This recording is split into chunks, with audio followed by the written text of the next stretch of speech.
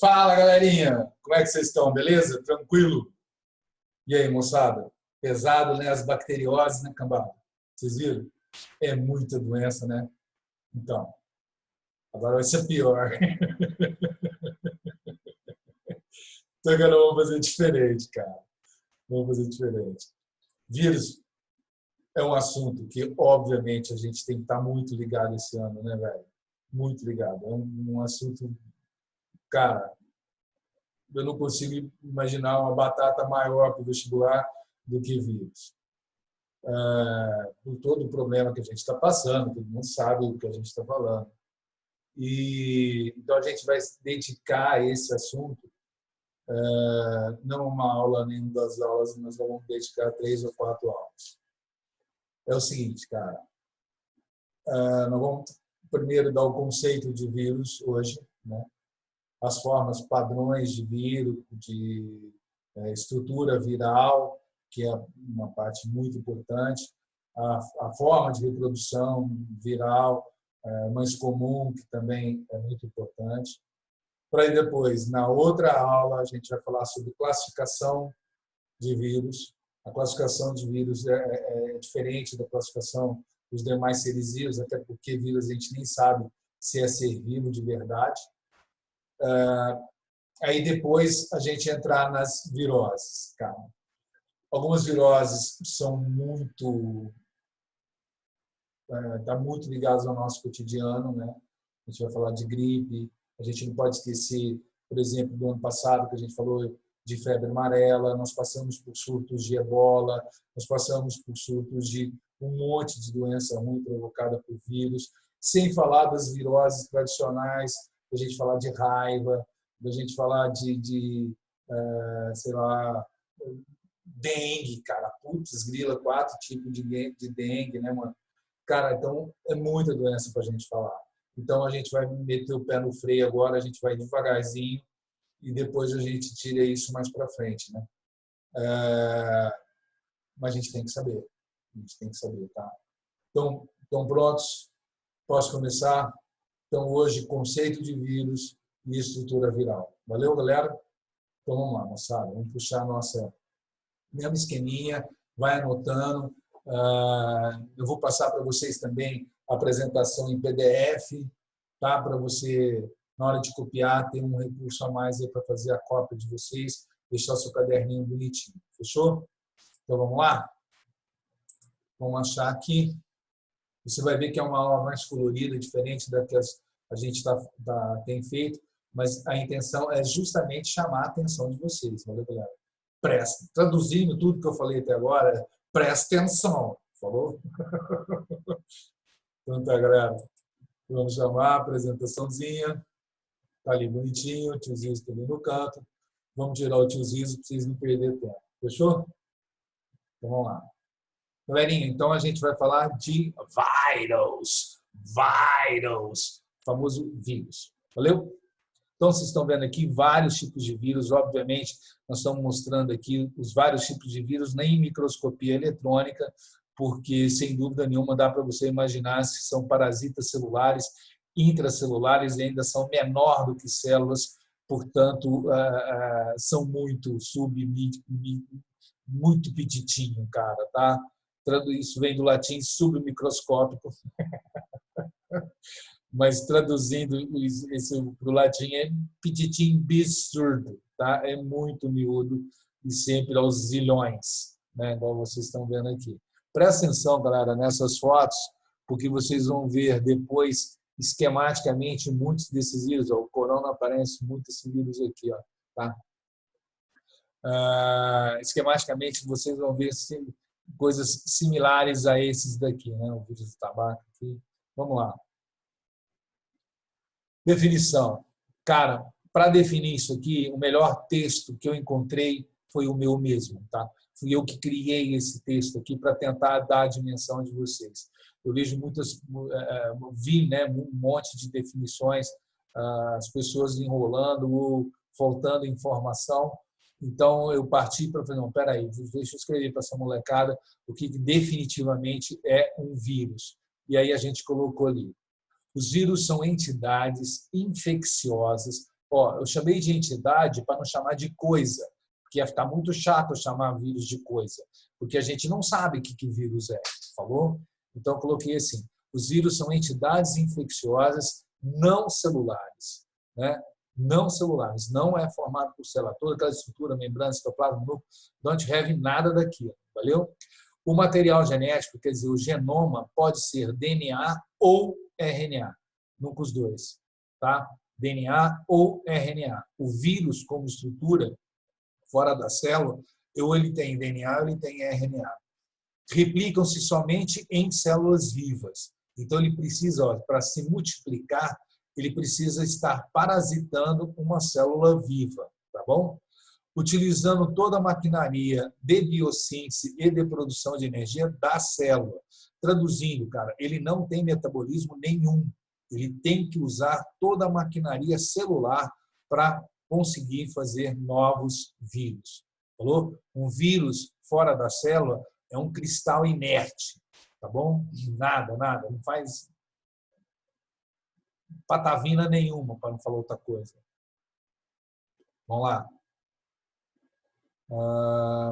Ainda dentro de características gerais, qual que é o papel do vírus? É reprogramar a célula para que a mesma fabrique novos vírus. Essa é a ideia. O vírus parasita uma célula, parasita intracelular obrigatório. Ele parasita uma célula para reprogramar a célula, para que a célula pare de fazer tudo que ela vinha fazendo para fazer novos vírus. Tá? Essa é a ideia básica de um vírus. Falou? Já falei de dimensão submicroscópica, parasita obrigatório, intracelular obrigatório, também já falei. Vamos lá. Vamos falar agora da estrutura, a parte importante da nossa aula, ok? Constituído por uma cápsula proteica, que é chamada de capsídeo, você vai ver, que contém em seu interior uma ou poucas moléculas de ácido nucleico. Lembrando que pode ser DNA ou RNA, eu vou mostrar isso para você na estrutura. Envolvidas por moléculas de proteínas. Tá bom? Essa é a estrutura básica de um vírus. O capsídeo mais o ácido nucleico, a gente chama de nucleocapsídeo. Você vai saber por que tem esse nome aqui. Nucleocapsídeo. Falou? Agora, cada molécula proteica do capsídeo é chamada de capsômero. Também vou mostrar para você o que é isso. E a estrutura viral completa, a gente chama de vírion. É porque, às vezes, o vírus não é só o capsídeo e o material genético. Às vezes, ele tem mais uma outra camadinha, tal qual, por exemplo, o corona tem, e eu vou mostrar para vocês. Então, a estrutura completa do vírus, a gente chama de vírion. Tá bom? Só o capsídeo, o material genético, a gente chama de nucleocapsídeo. Fechou? Ainda dentro de estrutura. Alguns vírus podem conter, agora presta atenção, moléculas de lipídio e glicoproteínas externas, né? Que nós chamamos esses vírus que têm essa cápsula, né? Esse vírus capsulado, a gente chama de envelopado. Então, você vai ver tudo isso, relaxa, tá? Alguns vírus envelopados podem ou possuem em seu envelope espículas constituídas por glicoproteínas, similares ao glicocálix da membrana plasmática, tá bom? Então, agora vamos ver tudo isso? Então, vamos devagar. Estrutura do vírus. Esse vírus que você está vendo aqui é o famoso bacteriófago, quer dizer, é um vírus de bactéria. Ele ataca a bactéria. Ele parece uma cápsula, uma espaçonave, né? Mas, na realidade, galera, você tem aqui isso que você está vendo, essa capinha aqui, ó, né? Essa forma estrutural que você está vendo aqui é o capsídeo. Lá dentro está o material genético, falou? O resto é tudo agregado para, no caso dele, fazer a adsorção, quer dizer, ele conseguir se ligar a uma célula, tá bem? Então, isso seria o material genético, isso seria o capsídeo, tá bom? A soma do material genético mais o capsídeo, a gente vai chamar de núcleo capsídeo, e o vírus total a gente chama de vírion. Valeu? Vamos ver outro? Vai ser mais fácil de entender nisso. De novo, ó, material genético. Lembra que eu falei para vocês que pode ser um ou mais, tá bom? Aqui você está vendo 1, 2, 3 materiais genéticos dentro são cópias idênticas, né? Dentro de um mesmo capsídeo. Cada bolinha dessa que você está vendo aqui, ó, que forma essa caixinha de proteína, chamada capsídeo, cada bolinha dessa a gente chama de capsômero. Então, vamos lá? Eu tenho aqui material genético, posso ter ou não enzimas lá dentro, tenho capsídeo, formado por capsômeros, e isso tudo, que é chamado de núcleo capsídeo, está dentro de uma estrutura maior, que nesse caso que você está vendo aqui, é a tal cápsula lipoproteica, tá bom? Cápsula lipoproteica ou simplesmente envelope. Então, traduzindo, aqui eu tenho um vírus não envelopado, aqui eu tenho um vírus envelopado. O corona é desse tipo que você está vendo aqui, falou? Você vai ver vários tipos de vírus hoje, nós vamos mostrar algumas estruturas para vocês. Tá bom? Ó, o HIV é assim, o da gripe é assim, o do corona é assim, tá bom? Aqui um vírus muito estranho, que foi o primeiro vírus a ser descoberto, que é o vírus do tabaco, tá bom? Você está vendo? Ó, ele tem só uma cápsula proteica em espiral e o material genético lá dentro. Estruturalmente é um dos mais simples, né? É mais simples até do que o próprio bacteriófago. O vírus do tabaco ataca a planta do tabaco, né? Quer dizer, cigarro, charuto. Aqui o vírus da gripe, cara. Você está vendo, ele tem um número maior de material genético aqui dentro, né? De materiais genéticos. 1, 2, 3, 4, 5, 6. 1, 2, 3, 4, 5, 6, 7. Tem 7, né? Não está dando para ver o capsídeo. E isso aqui é a cápsula. Fechou? Esse é o da gripe. Olha como é que ele parece, por exemplo, o HIV, né? E ambos têm esse aspecto de coroa, né? Que é o típico do vírus do corona que a gente viu. É que o corona foi o primeiro a ser reconhecido com esse aspecto, por isso que ele tem esse nome. E os outros são parecidos com ele. Então, você está vendo os amiguinhos do corona, né? É o gripe, que você está vendo aqui, HIV, tem uns amigos muito legais. E aqui o HIV de novo, né? Agora você está vendo aqui 2 materiais genéticos só, né? 2 RNAs virais. Você está vendo que nesse caso aqui o material genético é o RNA, tá bom? O capsídeo, tá? Os capsômeros e a membrana lipoproteica aqui ao redor. Essa camada não é uma membrana, mas uma camada lipoproteica aqui ao redor, tá bom? Esse é o HIV. Fechou? Provoca AIDS. Beleza, galera? Bom, formas virais. Eu falei para vocês que ia mostrar um monte de tipo de vírus. Olha aqui, ó. O maior vírus que existe, galera, é o vírus da varíola ou o vírus da cachumba. Esses dois aqui são os 2 maiores vírus que existem, tá bom? E olha que formas estranhas, que formas esquisitas que você está vendo aqui, ó. Olha o vírus da batata, que estranho, né? O bacteriófago, que eu já falei para vocês, o vírus da herpes, né? Todo hexagonal, né? Mas com uma capinha, outros hexagonal sem capinha, né? Um bacteriófago estranho aqui, ó.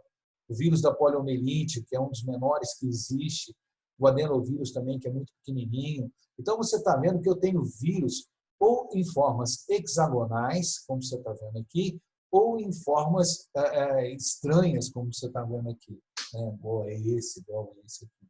Entendeu? É só para mostrar para vocês que existem vários tipos de vírus. Mas todos eles, nenhum deles tem vida, ou vida comprovada, e todos eles, basicamente, é o material genético e a capinha proteica. Tendo ou não essa, que você está vendo aqui, que é a camada lipoproteica ao redor. Aqui também, uma camada lipoproteica ao redor. Fechou? Tranquilo? É aí o conceito. Essa questão aqui caiu na Unicamp não faz muito tempo, não. Deve fazer uns 4, 5 anos, no máximo. Né? E aí, o que você acha? Você conceitua o vírus como um ser vivo ou não? Né? Então, é uma resposta que eu tenho, tá? Mas eu tenho para mim. Porque, como qualquer uma, você falando sim ou não, é altamente questionável esse conceito aqui. Então, eu trouxe para vocês os principais fatores a favor e contra para você fazer essa identificação. Você acha que o vírus é um ser vivo? Sim ou não? Né? Por exemplo, quais são... qual é a ideia básica que a gente vai ter que ter aqui? A maioria dos pesquisadores da área biológica considera complexa a tarefa de definir se os vírus são seres vivos ou seres não vivos. Repare que eu não estou falando morto. Eu não falo que o vírus é um morto. Eu falo que ele é, no máximo, não vivo. Tá bom? É diferente. Quais argumentos a favor e contra nós temos, né, a inclusão dos vírus na categoria dos seres vivos? Então, vamos ver. Primeiro, os argumentos a favor. Então, tá lá. Primeiro argumento. Cara, presta atenção nisso, anota isso, que isso aqui caiu na Unicamp, hein, cara. Numa questão da segunda fase aberta. Falou, você tinha que se virar com esses conceitos que eu vou colocar aqui para você. O fato dos vírus apresentarem reprodução, mesmo que não seja uma reprodução de verdade, é uma replicação, é uma multiplicação e não uma reprodução, né? Embora necessite a ajuda da célula hospedeira para que isso aconteça. Falou? 2. Mas, de qualquer maneira, ele gera uma descendência. Né? A ideia é essa, ele gera uma descendência. A presença do material genético, DNA ou RNA, todos os seres vivos que nós conhecemos no planeta têm material genético. E o vírus também tem. Tá bom? Terceiro, a capacidade de adaptação. Essa, para mim, é a principal, no meu ponto de monovista, é a principal razão em que eu considero o ser vivo, o vírus um ser vivo, porque ele simplesmente evolui.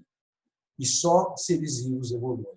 Né? Ele passa por mutações, passa por seleção natural, aquilo que você aprendeu tanto, né, no primeiro bimestre, nós falamos tanto, né, passa por aquele processo de especiação, tudo aquilo um vírus passa. Então, isso, para mim, é o principal sinal de que vírus é um ser vivo. Não é o lance de ter ou não ter metabolismo próprio, não é o lance de ter ou não ter DNA, ter ou não ter RNA, ter ou não ter material genético. O importante para mim é isso. Ele evolui? Evolui. Se ele passa pelo processo de evolução, eu suponho que ele seja, então, um ser vivo. Mas isso é uma ideia do tio Zizo, falou? Que essas três coisas acontecem. Agora, se você acha que isso é suficiente para considerar o ser vivo, ótimo. Agora, temos argumentos contra, que são bastante fortes também, galera. Aqueles que não acreditam que os seres são seres vivos, eles não acreditam por quê? Primeiro, o primeiro fato, o vírus serem acelulares. Mas aqui de boa, né? Quem falou que para ser vivo precisa ter célula? Será que não existem outras formas de vida que a gente nem sabe o que é vivo e simplesmente não tem células? Ok? 2. A ausência de metabolismo próprio, necessitando, portanto, dos constituintes celulares de outro organismo. Bicho, mas ele é só um parasita extremo.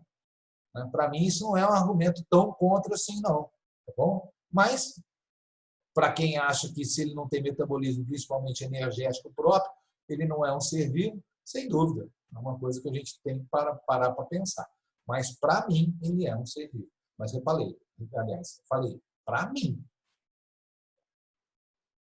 Outra coisa, toda vez que fala em vírus, principalmente numa época tão chata, horrível, né? Nós estamos passando de pandemia, etc. e tal, a ideia, normalmente, a gente sempre achar que o vírus ele é um vilão. Não, né, galera? Ele também vai ter uma parte de mocinho. E a gente vai falar com vocês sobre isso. Virou, mocinho? são responsáveis por várias doenças infecciosas, embora em alguns casos não trazem prejuízo ao hospedeiro. Por exemplo, galera, é lógico, a gente está falando de gripe, a gente está falando de HPV, a gente está falando de corona, a gente está falando de herpes, a gente está falando de raiva, a gente está falando de, cara, de um monte de viroses que, sem dúvida nenhuma, são horrorosas, que fazem mal, levam o indivíduo à morte. Então, sim, nessa hora ele é vilão. Mas, por exemplo, né, tem vírus que é bom. Tem vírus que é bom. Vou mostrar para vocês. Uma dos bons do vírus, por exemplo, é a flor da tulipa. Todo mundo acha que a flor de tulipa é muito colorida, e ela, aliás, tem um colorido lindo. Só que ela não é colorida, ela é branca. Quem faz ela ter cor são vírus que nela se hospedaram e façam que ela produza cores. Pela planta sozinha ela não produziria. E, graças a essa coloração devido à presença dos vírus, a tulipa é mais facilmente atraída pelos agentes polinizadores. Então, ele não só não faz mal, como faz bem. Né? Você está vendo um vírus aqui que faz bem. Então, tudo bem, a gente tem que levar em consideração que provoca doenças horrorosas, mas alguns fazem muito bem. Outros benefícios, sem ser esse, as pessoas esquecem. Ou nem sabem, né? Pesquisa científica, biologia molecular e engenharia genética. Galera, eu posso usar o vírus como um grande veículo de transferência de material genético. Se eu quiser modificar geneticamente uma célula doente, uma das maneiras que eu posso fazer, você quer que eu faça o quê? Aplicar uma injeção na célula? Eu não posso, né, cara? Tem que ser algo delicado. E o vírus tem essa manha, né, de como conseguir introduzir material genético dentro da célula. Eu posso usar o vírus para transferir material genético para a célula. Terapias gênicas, usar a capacidade dos vírus de invadir células para implantar genes sadios em células portadoras de defeitos genéticos. Aquilo que eu falei para você, galera. Tá bom? Eu posso usar, sim, o vírus para isso. Posso não, devo. E, principalmente, agente de variabilidade genética. Vocês estão vendo que eu até coloquei em negrito aqui. Galera, os vírus vão agregando, vocês vão vendo pela forma de reprodução que ele tem, alguns vírus que se reproduzem assim, vão agregando no nosso material genético o material genético deles. E como alguns desses vírus não trazem prejuízo nenhum, o acúmulo desse material genético viral dentro do nosso próprio material genético faz com que vá surgindo novas características. Tem até um autor chinês, né, que gosta muito de mexer com esse negócio de vírus, já deve ter percebido, né? Tem um autor, cara, que defende que mais de 75% do nosso material genético, nosso, humano, né, provém de adesões, né, de ligações de DNAs virais que foram se aglomerando, né, se acumulando dentro de nossas células durante a nossa evolução, desde que a gente era uma bactéria. Então, sim, uma baita de uma ajuda, né, que os vírus nos dão, sendo um importante agente da variabilidade genética. Ciclo de vida dos bacteriófagos. Bom, primeira coisa que você precisa saber é o que é um bacteriófago. Eu já mostrei para vocês, estamos lembrando aqui, né? Capsídeo, material genético, né? Núcleo capsídeo, né? Quando é o capsídeo mais o material genético, tá bom?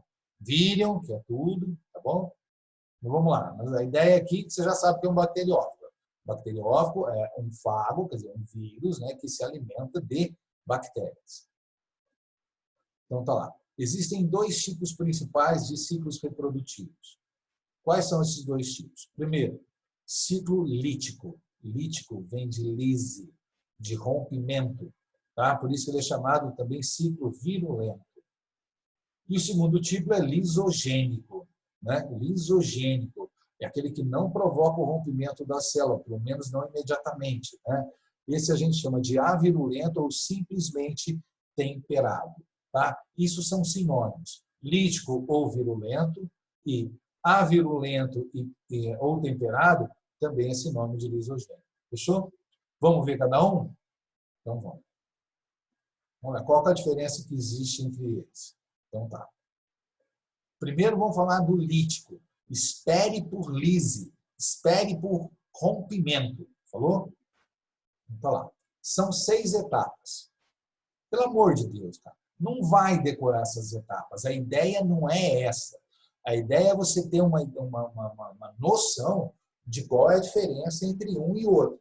Tá bom? Não vai ficar decorando fase a fase, que a ideia não é essa. Tá bem? Então, você está vendo aqui o vírus. Aí o vírus. Vamos fazer de conta que isso aqui é uma bactéria. Aí vem aqui o vírus e introduz o material genético dele lá dentro. Aí o material genético dele se liga ao material genético da célula e a célula começa a fabricar novos vírus. Ela fabrica tantos vírus que vai chegar uma hora que ela acaba se rompendo, porque ela direcionou todo o metabolismo dela para a produção de vírus, e niki, ela se rompe, libera um monte de vírus. Olha a lise acontecendo aqui. Ó. Então, vamos colocar isso passo a passo agora. Mas a ideia básica é essa. Então, vamos lá. Adsorção. A adsorção é quando um vírus se liga a uma célula. Né? Fixação. Depois, o genoma do fago, quer dizer, do vírus, penetra na célula. Tá aqui. Depois, a conversão da célula hospedeira é uma célula produtora de fagos. Quer dizer, eu vou reprogramar ela para que ela comece a produzir novos vírus. Aí, a produção do ácido nucleico, do fago e proteínas. Você está vendo que ele vai produzindo tudo separado, ele não produz o vírus inteirinho, ele produz as partes do vírus, né? As peças, que depois montadas vão formar o vírus normal. A quinta, montagem das partículas do fago. E depois, por fim, a liberação desses fagos, desses vírus. Falou? Reparem que uma infecção provocou a lise e liberou um monte de novos vírus. Agora vamos ver o próximo, que é o lisogênico. No lisogênico, galera, nós vamos ter também a entrada, né, do fago do mesmo jeito. Só que olha como é que é diferente. Ó. Ele entra, olha no desenho, olha aqui no desenho, olha cá. Ele entra, introduz o material genético dele no material genético da célula. Ó, ele está aqui agora. E ao invés dele mandar a célula fabricar novos vírus, ele deixa a célula seguir o caminho dela.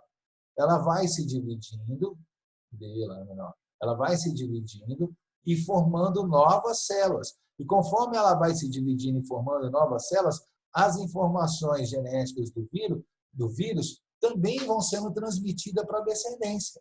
Então, olha aqui, galera.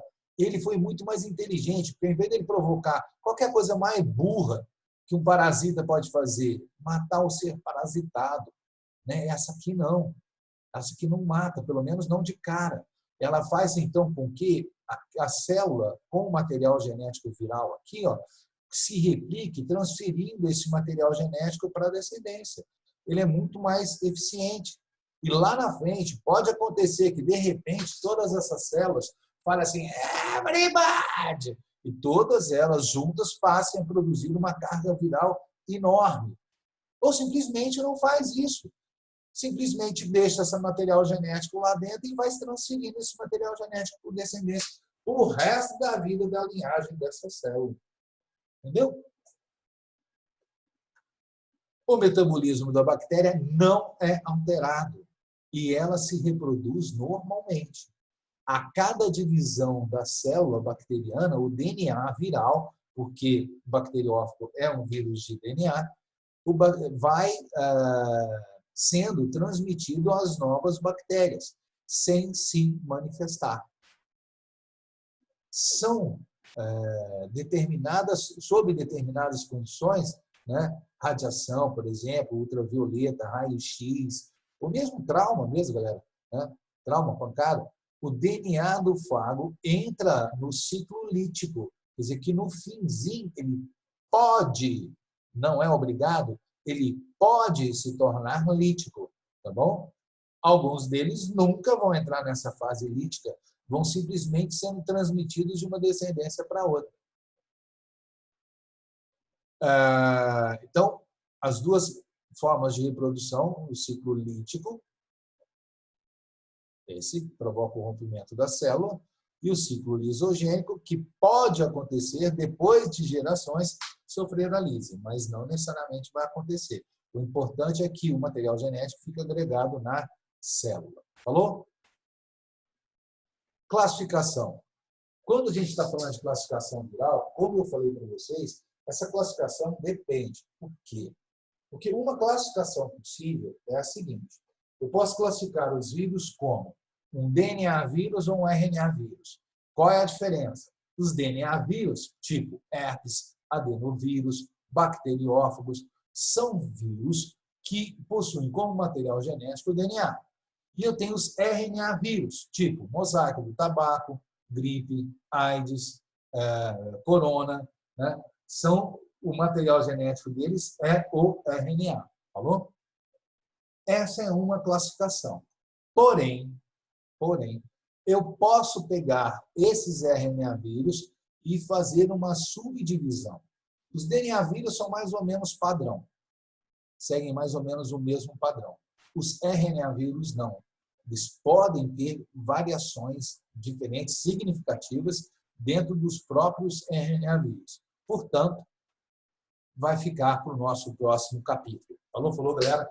Na outra semana, a gente vem agora para falar, vai voltar para falar com vocês da classificação de vírus e a gente já vai também falar sobre HIV. Valeu, galera? Tudo certinho? Tudo bonitinho? Acho que deu para entender, a gente fez devagarzinho, né? Mas o assunto ainda não acabou, tá bom? O assunto ainda vai render muita coisa, a gente vai falar muito de vírus ainda e se liga, falou? Se liga. Galera, um beijo para vocês, muito obrigado e então até uma nossa próxima aula. Beijão no céu da boca, em pé e juízo. Fechou, galera? Beijo.